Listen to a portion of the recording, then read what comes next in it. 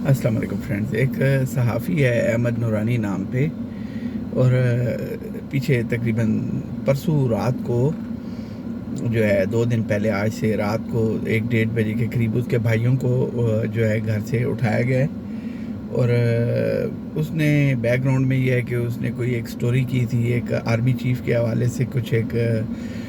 Propaganda story उसने की झूठ पे मबनी, जिसमें उसने उनकी बेटियों के हवाले से, फैमिली के हवाले से कुछ जो बगैर फैक्ट्स के कुछ मालूमात पेश की, जिसमें कुछ प्रॉपर्टीज़ का हवाला दिया गया, कुछ डिप्लोमेटिक पासपोर्ट्स का हवाला दिया गया, जो बाद में उसने डिप्लोमेटिक पासपोर्ट्स के हवाले से तो शायद उसने खुद ही उसकी तरदीद भी कर दी कि जी कि वो डिप्लोमेटिक नहीं था, बल्कि वो कोई सरकारी पासपोर्ट था, किसी ख़ास काम के वक्त के लिए दिया गया था। तो वो बेसिकली ये सारा कुछ जो है, उसके बाद जो है ये हुआ कि उसके भाइयों को उठाया गया है, और उसके ऊपर काफ़ी सारे जो जर्नलिस्ट हैं, सहाफ़ी और जो सिविल सोसाइटी के लोग हैं, वो सारे शो डाल रहे हैं। और उनका मौक़िफ़ ये है कि शायद ये किसी के घर तक नहीं पहुंचना चाहिए, और उसके भाइयों का कोई कसूर नहीं था, क्योंकि वो स्टोरी तो अहमद नूरानी क्योंकि अमेरिका में बैठा हुआ है तो उस तक नहीं पहुंच सकते थे, तो शायद उस वजह से उसके भाइयों को उठाया गया है। तो बहुत लोगों को बड़ी तकलीफ़ हो रही है इस वाक़े के ऊपर, और मैंने जैसे बताया कि सहाफ़ती दायरे में और इसके अलावा जो सिविल सोसाइटी के लोग हैं, नाम नहाद जो ह्यूमन राइट एक्टिविस्ट हैं, वो और पीटीआई के भी जो जितने बगैरत लोग हैं, वो भी इसको अभी उठा रहे हैं इस इशू को कि जी कि देखो जी ये ऐसे हुआ है। तो एक स्टोरी दी है आर्मी चीफ़ के ख़िलाफ़, तो उसके भाइयों के साथ ये इंतकामी कार्रवाई शुरू हो गई है। तो क्या अहमद नूरानी ने जो स्टोरी दी है वो आर्मी चीफ़ के फैमिली के बारे में नहीं है? जब आप किसी की फैमिली के बारे में, उनकी पर्सनल, क्या वो कोई सरकारी खातून हैं जिनके बारे में, जिनकी तस्वीरें अब ये टिकटॉक पे पता नहीं असल हैं भी कि नहीं हैं,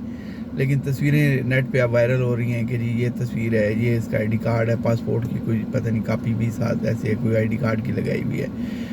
तो ये जो चीज़ें जब लगा रहे हो, जब आप दूसरे की फैमिली तक पहुंचते हो, और फिर जब आपकी फैमिली पे हाथ पड़ता है, तो फिर उसे चीखने की क्या ज़रूरत है? और ये जितने मुनाफिक लोग हैं जो मतलब वो बजाय इसके कि वो पहले अहमद नूरानी को कंडेम करें, उसकी माँ को कंडेम करें, कि उसके भाइयों को कंडेम करें कि उन्होंने उससे ला ताल्लुकी क्यों नहीं किया। जब वो इस तरह की चीज़ें कर रहा है तो वो उनको क्या उनके इल्म में नहीं है कि उनका भाई क्या कर रहा है, क्या झूठ बोल रहा है, क्या प्रोपेगेंडा कर रहा है, क्या रियासत के ख़िलाफ़ एक्टिविटीज़ में मुलविस है, तो क्या उसके बारे में फिर ये चीज़ें नहीं होंगी? जब आप एक लड़ाई लगाते हैं तो फिर क्या होता है? फिर यही होता है कि ये तो दुनिया का एक असूल है ना, कि एक चीज़ है कि एक बंदा अगर दहशतगर्दी में मुलविस है तो उसकी पूरी फैमिली अफेक्ट होती है। और इसी तरह जब एक बंदा जो है इस तरह झूठ बोल रहा है, इंतशार फैला रहा है, और इतने बड़े लेवल पे जब आप ये कहानी कर रहे हैं, अहमद नूरानी अगर इतने बड़े बंदे के बारे में, पाकिस्तान के, क्यों बड़ा इस सेंस में कि एक बड़ा पोर्टफोलियो है उनके पास। अब वो एजेंडा वो तहरीबकारी उठाएगा, इंडियन मीडिया उठाएगा, उधर से अफ़गानी उठाएंगे, उधर से पीटीआई वाले उठा रहे हैं, और उस चीज़ को आगे वो फैला रहे हैं। तो मकसद है कि उससे किस चीज़ का नुकसान हो रहा है, कि डैमेज पाकिस्तान को किया जा रहा है, कि जी पाकिस्तान में जो है इदारों में ये इस तरह के मसाइल हैं, ऐसी चीज़ें हैं। तो अगर आपके पास कोई प्रॉपर फैक्ट भी नहीं था, आपने खुद उस चीज़ को विड्रा भी किया, आधी चीज़ें आपने तस्दीक नहीं है, कोई वेरिफिकेशन नहीं है, कोई सबूत उसमें नहीं है, और आप एक ऐसे झूठी स्टोरी जारी कर देते हैं, तो मेरे ख़्याल में ये बहुत ज़्यादा एक बग़ैरती का मुकाम है। साफ़ती लोगों को भी देखना चाहिए कि जब आप लोग किसी की पगड़ियाँ उछालेंगे, किसी के बारे में इस तरह झूठे प्रोपेगेंडे करेंगे, और फिर आप ये सोचें कि आपकी फैमिलीज़ महफूज रहेंगी,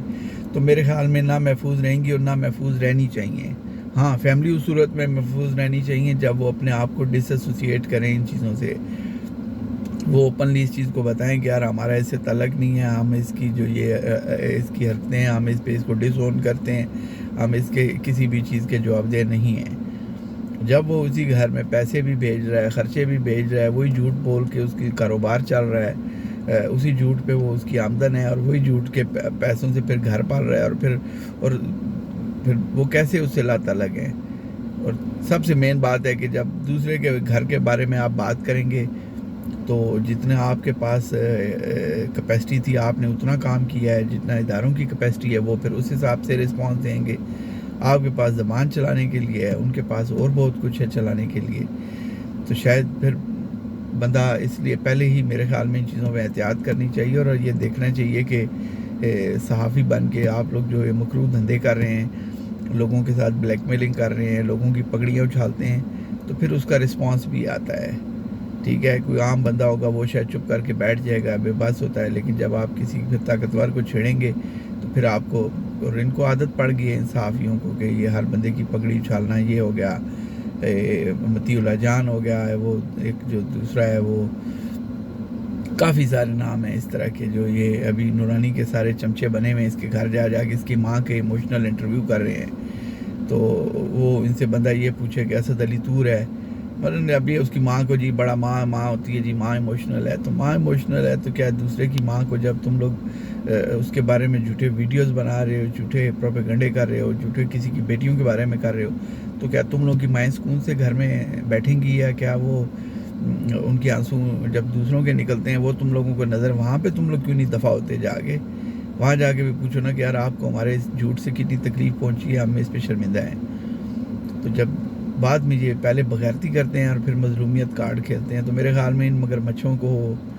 ان کے جو آنسوؤں پہ نہ ہنسا ہی جا سکتا ہے، ان کے اوپر جسٹ انجوائے کیا جائے، اور ان کو بالکل ان کے اوپر میرے خیال میں دکھ نہیں بنتا، بلکہ ان کے اوپر ہمیں خوش ہونا چاہیے کہ اب ان کی مائیں بھی رو رہی ہیں جو یہ دوسروں کی ماؤں کو یا دوسروں کی بہنوں کو رلاتے ہیں.